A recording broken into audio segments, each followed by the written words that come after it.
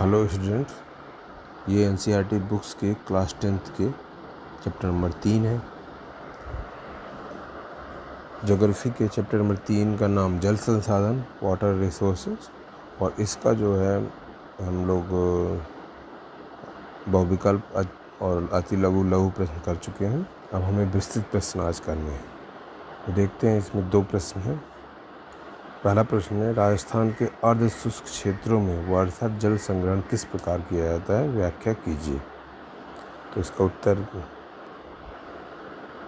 राजस्थान के अर्ध शुष्क और शुष्क क्षेत्रों में विशेषकर बीकानेर, फलौदी, बाड़मेर में पीने का जल एकत्र करने के लिए वर्षा जल छत वर्षा जल संग्रहण का तरीका आमतौर पर अपनाया जाता है। इस तकनीक में हर घर में पीने का पानी संग्रहित करने के लिए भूमिगत टैंक, इसमें आपको ध्यान देना, भूमि की ज़मीन के अंदर जो टैंक बनाए जाते हैं और जिसे टाँका बोलकर वो हुआ करते हैं। इनका आकार एक बड़े कमरे के जितना हो सकता है। इसे मुख्य घर या आंगन में बनाया जाता है। ये घरों की ढलवा छतों से पाइप द्वारा जुड़े होते हैं, यानी कि जो छत होती है उससे पाइप द्वारा उसको जोड़ दिया जाता है।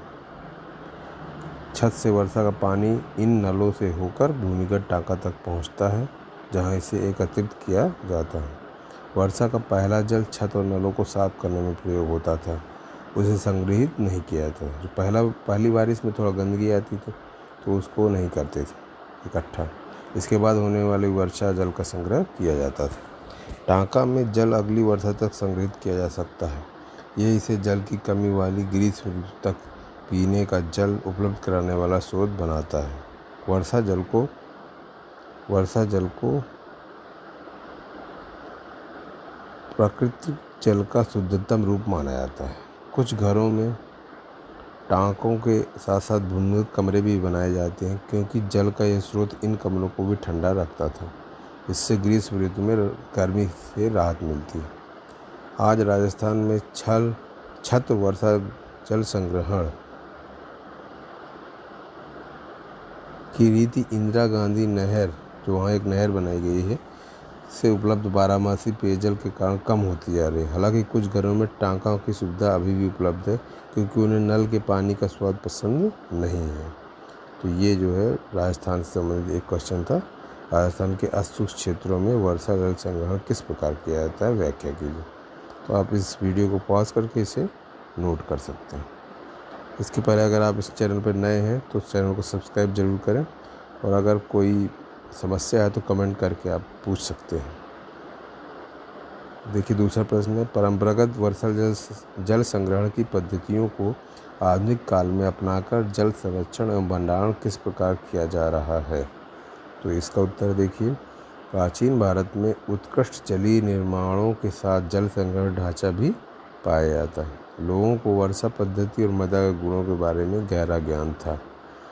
उन्होंने स्थानीय परिस्थितियों और अपनी जल आवश्यकता अनुसार वर्षा जल, भौम जल, नदी जल और बाढ़ संग्रहण के अनेक तरीके विकसित कर लिए थे। आधुनिक काल में भी भारत के कई राज्यों में इन परंपरागत विधियों को अपनाकर जल संरक्षण किया जा रहा है। जैसे राजस्थान के बहुत से घरों में छत वर्षा जल संग्रहण के लिए भूमिगत टाँकों का निर्माण किया जाता है। इससे वर्षा के जल को संग्रह करके उपयोग में लाया जाता है। इसी प्रकार कर्नाटक के मैसूर जिले में स्थित एक गांव में ग्रामीणों ने घरों में जल की आवश्यकता की पूर्ति करने की 200 वर्ष पुरानी विधि प्रचलित है। शुष्क और अर्धशुष्क क्षेत्रों में वर्षा जल संग्रहित करने के लिए गड्ढे बनाए जाते हैं, ताकि मृदा को सिंचित किया जा सके।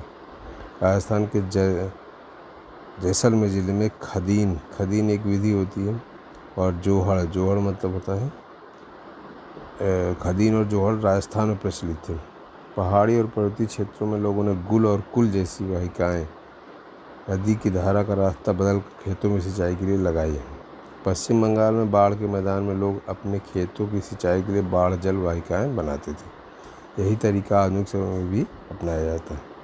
इस प्रकार हम देखते हैं कि विभिन्न देश के विभिन्न क्षेत्रों में आधुनिक काल में भी परंपरागत वर्षा जल संग्रहण की पद्धतियों को अपनाकर जल संरक्षण और बंदराव किया जा रहा है। तो इस प्रकार से हमने देखा कि जल संग्रहण के कौन कौन से तरीके हमारे देश में प्रचलित हैं। तो आज की वीडियो में इतना ही। वीडियो को आप अपने दोस्तों को भी ज़रूर शेयर करें, जिससे उन्हें भी अपना कोर्स कंप्लीट करने में सहायता मिले, और वीडियो को लाइक ज़रूर करें। आज की वीडियो के लिए बहुत बहुत धन्यवाद।